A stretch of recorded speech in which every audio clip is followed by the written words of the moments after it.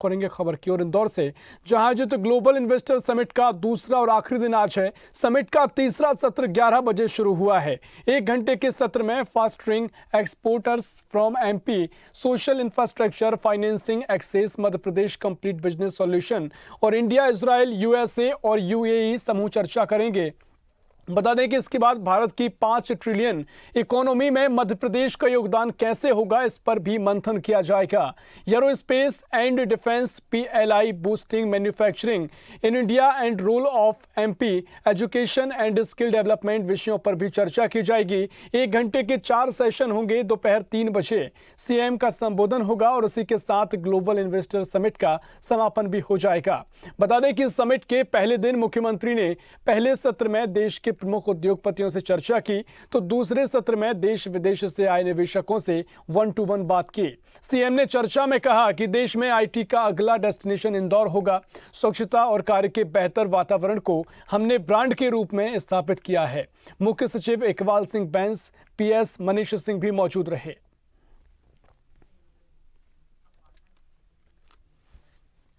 और इसी खबर पर सीधा इंदौर से स्वदेश न्यूज के एसोसिएट एडिटर मुक्ता पाठक जुड़ गए हैं।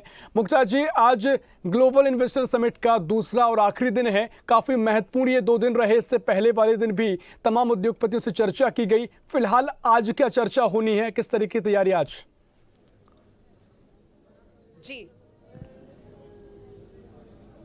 जी बिल्कुल, अभी भी मुख्यमंत्री लगातार जो है 1-to-1 चर्चा कर रहे हैं, उद्योगपतियों से कर रहे हैं। और कल जो उनका भाषण था उसमें उन्होंने बहुत ही एक अहम बात करी, घोषणा की। उन्होंने कहा कि जो इन्वेस्टर्स हैं, जो भी गवर्नमेंट की लैंड है उस पे बस अपना हाथ रख दे, उंगली रख दे और 24 घंटे के अंदर उनको वो उपलब्ध करा दिया जाएगा। तो कितना एक स्ट्रॉन्ग मैसेज देने की कोशिश की गई है कि मध्य प्रदेश जो है वो इन्वेस्टर फ्रेंडली है और तमाम जो नेता हैं, जो सरकार है, जो ब्यूरोक्रेसी है वो फ्रेंडली है और चाहती है कि मध्य प्रदेश में इन्वेस्टमेंट जो है वो बूस्ट हो, क्योंकि जब इन्वेस्टमेंट आता है तो रोजगार की अपॉर्चुनिटीज भी बढ़ती हैं। और जिस तरह से हमने देखा है प्रवासी भारतीय सम्मेलन में और कल के भी प्रधानमंत्री ने वर्चुअली संबोधित किया था, वो लगातार जो है मध्य प्रदेश को की ब्रांडिंग कर रहे हैं, मध्य प्रदेश को इन्वेस्टर्स के लिए रेडी कर रहे हैं। और इस बार का जो ग्लोबल इन्वेस्टर्स समिट है उसका टैगलाइन भी यही है कि future ready state, Madhya Pradesh तैयार है, आगे के लिए तैयार है। चलिए, तो मेरे साथ कुछ डेलीगेट्स हैं, हम इनसे बात करते हैं कि इनके क्या एक्सपीरियंस रहे। कल उन्होंने यहाँ पे जीआईएस को अटेंड किया, आज दूसरा उनका दिन है। जो मैम, अपने बारे में थोड़ा सा बताइए, अपना परिचय दीजिए, कहाँ से आई हैं? जी, मेरा नाम जिस्मेर ढींगरा है। मैं आईडीएच से आई हूँ। आईडीएच एक बेसिकली अंतर्राष्ट्रीय संस्था है जो फार्मर्स के साथ काम करती है। तो हम एग्रीकल्चर में काम करते हैं, हम फार्मर्स के साथ, कंपनियों के साथ और फाइनेंशियल इंस्टीट्यूशंस के साथ काम करते हैं कि उनको एग्रीकल्चर में कैसे इन्वेस्टमेंट ज़्यादा करा जाए। बिल्कुल, और मध्य प्रदेश भी जो है वो एग्रीकल्चर बेस्ड जो है वो स्टेट है। तो यहाँ पे आपको किस तरह की संभावनाएं दिख रही हैं इन्वेस्टमेंट की? आप कल से यहाँ पे हैं?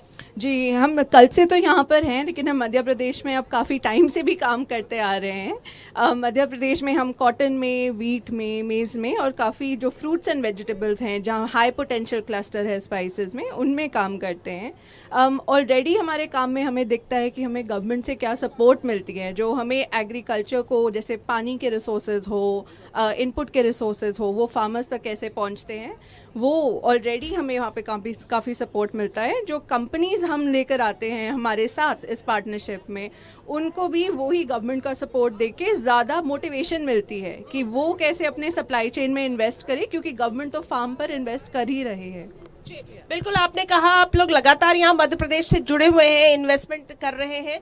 अब जब आपने जीआईएस अटेंड किया है, अब किस तरह के इन्वेस्टमेंट आप लोग करने का सोच रहे हैं? आई थिंक इन्वेस्टमेंट हमें ज़्यादा बढ़ानी पड़ेगी और इसमें आइडिया ये है कि हम जब अपने मॉडल्स प्रूव करते हैं, हम गवर्नमेंट के साथ पार्टनरशिप करके जब प्रूव करते हैं कि एग्रीकल्चर में टेक्नोलॉजी क्या चलती है, इनपुट्स फार्मर को बेटर तरीके से कैसे पहुंचे, फार्मर्स का मुनाफा, उनकी प्रॉफिटेबिलिटी कैसे बढ़े, उसके उन मॉडल्स के बेसिस पे हम फाइनेंशियल सेक्टर को इन्वॉल्व करते हैं, क्योंकि अल्टीमेटली फार्मर्स को जो क्रेडिट स्कोर मिलता है, जो वो देखते हैं कि फार्मर्स को कैसे वायबल कस्टमर बनाया जाए फाइनेंशियल सेक्टर के लिए, उसके लिए उनको ज़्यादा हेल्प सपोर्ट। बिल्कुल। अब मेरे जी आप भी बताइए कुछ थोड़ा सा। तो मेरा नाम विनय चौधरी है। हम लोग कंट्रोल यूनियन सर्टिफिकेशन है, सर्विस इंडस्ट्री में है। हम कॉटन और सोयाबीन और जैसे सस्टेनेबल प्रोडक्ट्स का सर्टिफिकेशन करते हैं। लास्ट 22 साल से इधर काम कर रहे हैं और it is going well and we are Netherland based organisations and our investment in terms of man power and people to make certifications, जो सस्टेनेबल प्रोडक्ट का सर्टिफिकेशन हम ज़्यादा करेंगे तो एक्सपोर्ट फैसिलिटी ज़्यादा होंगी। जी आपको बार बार बुलाया जा रहा है, मुख्यमंत्री के साथ आप लोगों का 1-to-1 सेशन है। जी आपने सुना, देखिए कुछ ये नीदरलैंड्स के डेलीगेट्स थे, बता रहे थे कि ये लगातार जो है मध्य प्रदेश में काम कर रहे हैं और आगे भी जो है वो उनका इन्वेस्टमेंट बढ़ ही रहा है, घट नहीं रहा है। और अभी वो हमारे साथ बात कर रहे थे, लेकिन रश करे क्योंकि उन लोगों की टाइम था मुख्यमंत्री के साथ 1-to-1 मीटिंग के लिए। तो मैं जैसा बता रही हूँ कि लगातार जो है मुख्यमंत्री ने कल भी कहा था कि मैं सीईओ हूँ यहाँ का, मुख्यमंत्री बाद में हूँ, सीईओ हूँ। तो मैं जिस तरह से वो लगातार जो कोशिश कर रहे हैं मध्य प्रदेश को इन्वेस्टर फ्रेंडली बनाने की, और जिस तरह से मुख्यमंत्री ने कल कहा कि यहाँ पे देखिए आप बिजली की समस्या नहीं है, पानी की समस्या नहीं है, यहाँ पे लेबर जो है वो भी सस्ते दाम पे उपलब्ध है, यहाँ पे शांति है, परेशानियां नहीं है काम करने में, सिस्टम को इजी बना दिया गया है। लोगों को प्रॉब्लम ब्यूरोक्रेसी से होती है, लेकिन यहाँ पे ब्यूरोक्रेसी का जो रेड टेप है उसको भी बहुत इजी बना दिया गया है, सिंगल विंडो है। तो मुख्यमंत्री का ये पूछना और कहना था कि इसके बाद क्या कोई दिक्कत नहीं है, इन्वेस्टर्स को आना चाहिए, यहाँ पे इन्वेस्ट करना चाहिए। और जिस तरह से हम देख रहे हैं लगातार प्रधानमंत्री नरेंद्र मोदी भी मध्य प्रदेश की ब्रांडिंग कर रहे हैं। जब वो प्रवासी सम्मेलन में आए थे तो उन्होंने इंदौर की ब्रांडिंग की। कल भी उन्होंने सारे जो GIS समिट में अटेंड करने आए इन्वेस्टर्स को कहा कि मध्य प्रदेश आने वाले समय में आपको मध्य प्रदेश में इन्वेस्टमेंट करना पड़ेगा, ये ऐसा बनता जा रहा है, इतना इन्वेस्टर फ्रेंडली बन रहा है। और मुख्यमंत्री ने भी कहा कि आने वाले समय में इंदौर जो है एक वो IT हब बन के उभरेगा। जी बिल्कुल मुक्ता जी, और साथ ही आज अगर आगामी शेड्यूल की बात करें तो 5 ट्रिलियन अर्थव्यवस्था में मध्य प्रदेश की क्या भूमिका रहेगी, इसको लेकर भी चर्चा की जाएगी। साथ ही कल मेडिकल टूरिज्म को लेकर काफ़ी चर्चा की गई। चिकित्सा शिक्षा मंत्री विश्वास सारंग ने संबोधन दिया, तो मेडिकल क्षेत्र में भी भारत कहीं ना कहीं उभरता कहीं की रूप लेता जा रहा है। मुक्ता जी।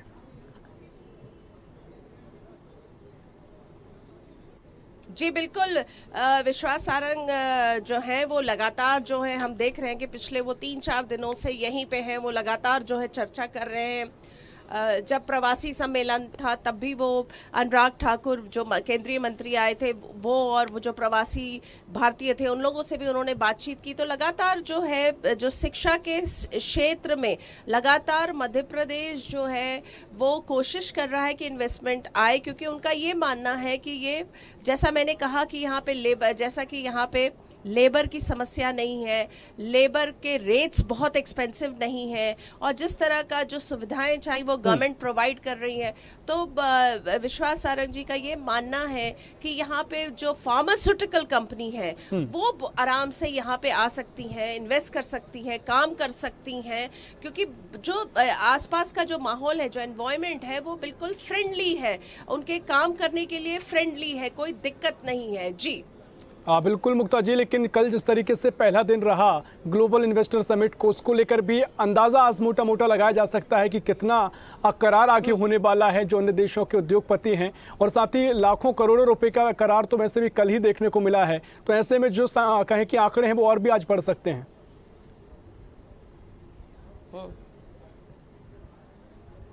बिल्कुल। अभी जो 4 बजे जो है मुख्यमंत्री शिवराज सिंह चौहान का मीडिया इंटरेक्शन है, और उसमें जो है वो पूरे जो 2 दिन का जो एक राउंड अप कह सकते हैं, और जो उनकी जो बातचीत हुई लगातार जो वो 1-to-1 कल से कर रहे हैं, अभी भी कर रहे हैं, और उसके बाद किस तरह के लोगों का इन्वेस्टमेंट और किस फील्ड में, क्योंकि हम लगातार देख रहे हैं लगातार जो मंत्री हैं वो अपने अपने विभागों के सेशंस ले रहे हैं।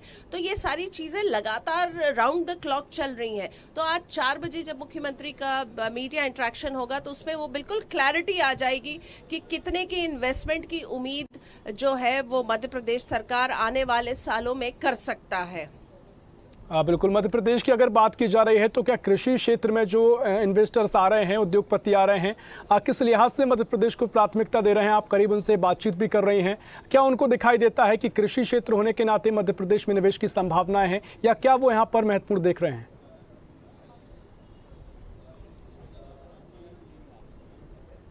देखिए, अभी हमारी जो बात हो रही थी, जो वो डच कंपनी को रिप्रेजेंट करती है, वो बता रही थी कि वो लगातार जो है मध्य प्रदेश से उनकी कंपनी जुड़ी हुई है, लगातार फार्मर्स के साथ काम कर रही है, और उनका यही कहना था कि हमारा इन्वेस्टमेंट लगातार बढ़ रहा है, आगे बढ़ते जा रहा है, क्योंकि जिस तरह का जो वो काम करते हैं उसमें उनको जो सुविधाएं, जो फैसिलिटीज़ यहाँ मध्य प्रदेश सरकार और जो ब्यूरोक्रेसी से मिल रही है, और जिस तरह से वर्क एनवायरनमेंट है, उसमें वो लगातार जो है उनका निवेश बढ़ता ही जा रहा है। बिल्कुल, पीएम मोदी ने भी जब आज से शुरुआत की थी तो पर्यटन क्षेत्र को लेकर और तमाम क्षेत्रों को लेकर अध्यात्म की बात भी उन्होंने की। सभी क्षेत्रों में मध्य प्रदेश को काफ़ी महत्वपूर्ण माना है और उभरती अर्थव्यवस्था में शामिल किया है। बिल्कुल मुक्ता जी, आपके आसपास अगर कोई और भी डेलीगेट्स हो तो आप बातचीत कर सकती हैं जी। जी, मैं कोशिश करती हूँ बात करने की। जी सर, थोड़ा सा अपने बारे में बताएं और इंट्रोड्यूस करें और बताएं किस तरह का आप देख रहे हैं इस GIS समिट को। मेरा नाम दिनेश कटारिया है, मैं रतलाम से ही हूँ और हमारा नमकीन का काम है। अब रतलाम में प्राइम मिनिस्टर ने नमकीन की बहुत जो है वो ब्रांडिंग की है, तारीफ की है अपने संबोधन में। जी बिल्कुल तारीफ की है उन्होंने। वो मध्य प्रदेश के मालवा के और स्पेशली इंदौर के खान पान से काफ़ी प्रभावित हुए हैं, और मैं ये कहना चाहता हूँ आपके माध्यम से मोदी जी को मैं ये निवेदन करना चाहता हूँ कि रतलाम का स्पेशली नमकीन, रतलाम का जो फेमस है वो मतलब सेव जो है रतलाम की फेमस है।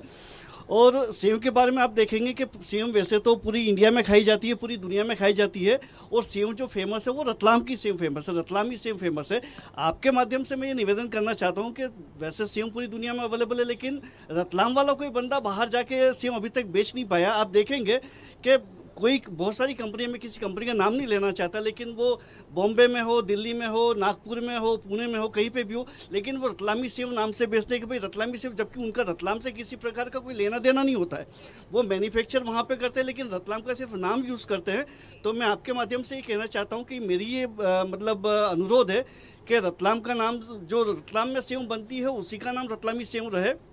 दूसरा मैं ये कहना चाहता हूँ, यहाँ आने का मेरा उद्देश्य ये था कि यहाँ के मतलब सरकारी जो मतलब क्या कहना चाहिए कि जो इंफ्रास्ट्रक्चर है, जो हमको गाइड करते हैं, कैसे गाइड करते हैं, और उसके हिसाब से हम अपने काम को बड़े लेवल पे करना चाहते हैं। हम उसको MP नहीं, पूरे देश ही नहीं, बल्कि हम तो ये चाहते हैं कि पूरी दुनिया में रतलामी सेव का लोग टेस्ट करें और उसको पसंद करें। जी बिल्कुल, अभी आप अटेंड कर रहे हैं तो किस तरह का माहौल देख रहे हैं? यहाँ का माहौल काफ़ी अच्छा है, और स्पेशली फूड प्रोसेसिंग के मैं जो थोड़ा घूमा उसमें, तो सरकार की तरफ से काफ़ी पॉजिटिव रवैया है, काफ़ी हेल्पफुल है।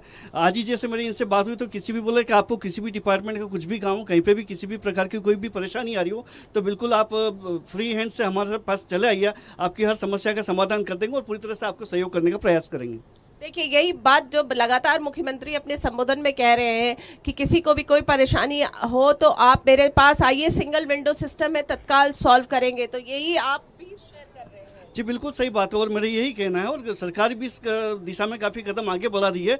तो हमारा भी फर्ज है कि पूरी ईमानदारी के साथ और पूरी लगन के साथ हम काम करें, आगे बढ़ें और रतलाम का, MP का, देश का नाम रोशन करें, ऐसी हमारी भावना है। बिल्कुल, आपने हमसे बातचीत की, आपका बहुत बहुत धन्यवाद। ऋषभ, आप बात कर रहे थे टूरिज्म की, तो टूरिज्म को लेकर कल जो है मुख्यमंत्री शिवराज सिंह चौहान ने कहा कि मध्य प्रदेश में टूरिज्म की अपार संभावनाएं हैं। जैसे स्पिरिचुअल टूरिज्म है, तो केवल आपको केवल उज्जैन नहीं है, उज्जैन है, साथ में इंदौर में मंदिर है, और भी जो बाकी जो शहर हैं मध्य प्रदेश के, वहाँ भी फेमस मंदिर है। तो स्पिरिचुअल टूरिज्म है।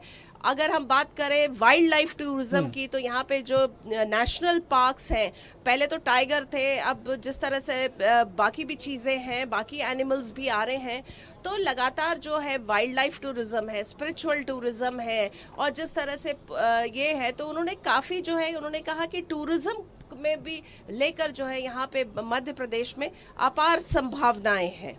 बिल्कुल अपार संभावनाएं हैं और टूरिज्म को क्षेत्र को लेकर बात हो या तमाम ऐसे क्षेत्रों मेडिकल क्षेत्र की हमने बातचीत की, लेकिन जिस तरीके से इससे पहले भी जो ग्लोबल समिट हुई हैं उनमें भी जो रोजगार हैं प्रदेश भर में बढ़े हैं, हर बार जो संख्या में बढ़ोतरी हुई है, तो इस बार भी माना जा सकता है कि जो रोजगार बढ़ेंगे और जो संख्या है उनकी और भी ज्यादा हो जाएगी।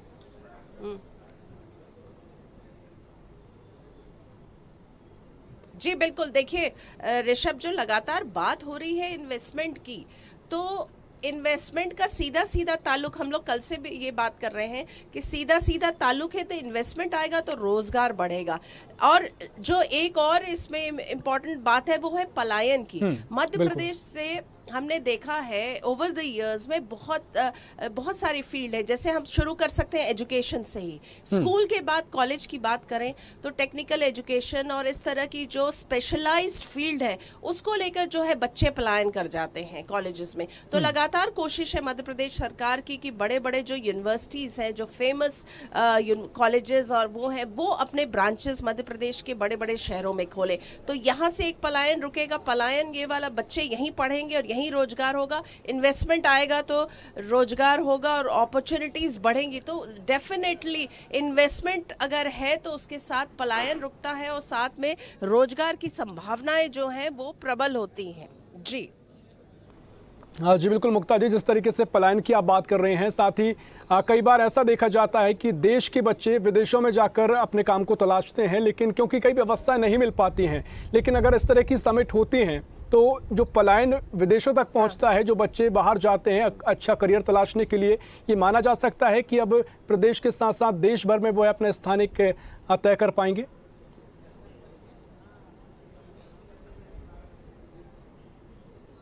जी बिल्कुल, देखिए जिस तरह से जब प्रवासी सम्मेलन की अगर हम बात करें तो वहाँ पे कई जो अलग अलग देशों से भारतीय आए थे, उन्होंने ये बताया हमें कि इंडिया में आपके पास कितना अपॉर्चुनिटी है और फ्रीडम है जो हम उसको अप्रिशिएट नहीं करते हैं। जैसे उन्होंने कहा कि वो अलग अलग जगह की मैं बात कर रही हूँ, वो उन्होंने बताया कि जैसे मीडिया के फ्रीडम की बात की, उन्होंने कहा आपके यहाँ पे मीडिया की फ्रीडम है जो हमारे यहाँ पे नहीं है, वहाँ वही छपता है जो कहा जाता है।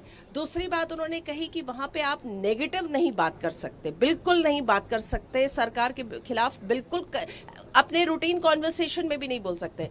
उन्होंने बताया कि इंडिया में तो आप लोग फ्रीली बात करते हो, बिल्कुल जो भी आपकी समस्या है, चाहे वो पॉजिटिव है नेगेटिव है, आप लोग फ्रीली एक्सप्रेस करते हो, कम से कम आपके पास फ्रीडम ऑफ एक्सप्रेशन है, जो कि वहाँ पे नहीं है, विदेशों में नहीं है। और ये चीज़ें हम नहीं समझ पाते क्योंकि हम वहाँ नहीं रहते। तो ये जो भारतीय विदेशों से आए थे वो बता रहे थे कि आपको इंडिया को अप्रिशिएट करना सीखना पड़ेगा। हम लोग दूर रह के जब यहाँ आ रहे हैं तो हमें अंतर समझ आ रहा है। तो इसी तरीके से जो आपने पूछा हायर एजुकेशन की, जो जैसा कि मैंने बताया कि लगातार मध्य प्रदेश सरकार कोशिश कर रहा है कि बड़े institution, educational institutions Madhya Pradesh में इस्टेब्लिश हो। तो जब वो इस्टेब्लिश होंगे तो कम से कम स्टेट से जो पलायन बाकी स्टेट्स में है, मध्य प्रदेश से दूसरी जगह, वो तो नहीं होगा। अब इसका ये जो आपका सवाल है कि क्या विदेश पढ़ने नहीं जाएंगे, ये तो बहुत थोड़ा सा दूरगामी है क्योंकि उस लेवल का एजुकेशनल इंस्टीट्यूशन इस्टेब्लिश होने में थोड़ा सा ज़्यादा समय लगेगा। बिल्कुल फिलहाल, लेकिन अगर इस ओवरऑल इन्वेस्टर समिट के कंक्लूजन की हम अगर बात करें तो मध्य प्रदेश के लिए कितना बेहतर ये साबित होगा और मध्य प्रदेश को हम कहाँ आके अगर देश भर में अगर इसको देखते हैं तो मुक्ता जी।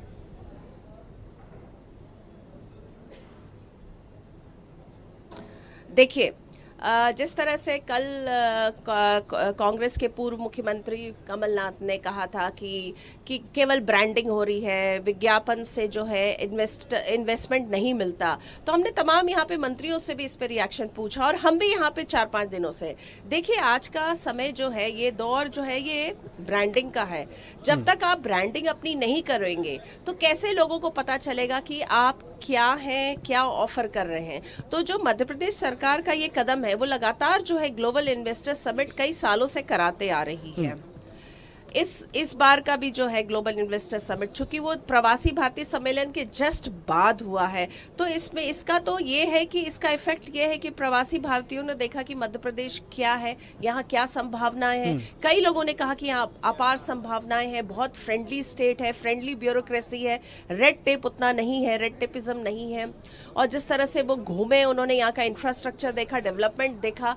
तो ये जब तक आप ब्रांडिंग नहीं करेंगे, कैसे आपको इन्वेस्टमेंट मिलेगा? जब तक आप अपने आप के बारे में बताएंगे नहीं। तो ये जो 2 दिन का जो ये ग्लोबल इन्वेस्टर समिट है, पहले भी होता रहा है, बहुत इंपॉर्टेंट है, क्योंकि जब तक आप अपनी ब्रांडिंग नहीं करेंगे, इन्वेस्टमेंट कैसे आएगा? और ब्रांडिंग कैसे होगी? ऐसे ही तो होगा जब आप सम्मेलन आयोजित करेंगे, लोगों को बुलाएंगे, वो आपको देखेंगे, आपकी संभावनाओं को देखेंगे, समझेंगे, तभी तो ब्रांडिंग होगी। तो हम उम्मीद कर सकते हैं कि अच्छा खासा इन्वेस्टमेंट आएगा, रोजगार के अवसर बढ़ेंगे। और जिस तरह से मैंने आपको बताया, अभी 4 बजे मुख्यमंत्री शिवराज सिंह चौहान का मीडिया इंटरेक्शन है, तो उसके बाद जो है एग्जैक्ट क्लैरिटी मिलेगी, क्योंकि जो फिगर्स हैं वो वही बताएंगे, क्योंकि लगातार कल से उनकी मीटिंग्स हो रही हैं, आज भी अभी भी हो रही है। उसके पहले जो प्रवासी भारतीय सम्मेलन था, तब भी उनकी वो लगातार वो बैठ के कर रहे थे, 1-to-1 मीटिंग्स कर रहे थे। तो टोटल कंक्लूजन रहा जो 3 दिन का प्रवासी सम्मेलन में उनकी जो 1-to-1 जो उद्योगपतियों से मुलाकात हुई, और यहाँ पे जो GIS में उनकी 2 दिन की जो मुलाकात है, वो क्या कितना जो है वो पेपर में कन्वर्ट हुआ है, कितना एक्शन में कन्वर्ट होना है, और कितने आगे आने वाले सालों में कितना जो है वो इन्वेस्टमेंट आएगा, ये जो है हमें 4 बजे पता चल जाएगा। हाँ बिल्कुल, लेकिन इस सब की अगर बात की जाए तो मध्य प्रदेश की छवि निवेश के क्षेत्र में सकारात्मक रूप से सामने आई है और आगे भी काफ़ी संभावनाएं हैं। समय की कमी है मुक्ता जी, बहुत शुक्रिया आपका जानकारी साझा करने के लिए। तो आपको बता रहे हैं कि इंदौर में ग्लोबल इन्वेस्टर समिट का आज दूसरा और आखिरी दिन है। काफ़ी महत्वपूर्ण आज का दिन है, क्योंकि मुख्यमंत्री 1-to-1 चर्चा उद्योगपतियों से करेंगे, और इससे पहले भी कल के समय भी देखा गया जब चर्चा की, और संभावनाएं काफ़ी हैं। देखना होगा क्या कुछ कंक्लूजन निकलता है। बहुत शुक्रिया मुक्ता जी आपका। फिलहाल के लिए इतना ही। देश और प्रदेश की और भी खबरों के लिए देखते रहिए स्वदेश न्यूज़, सबसे पहले देश।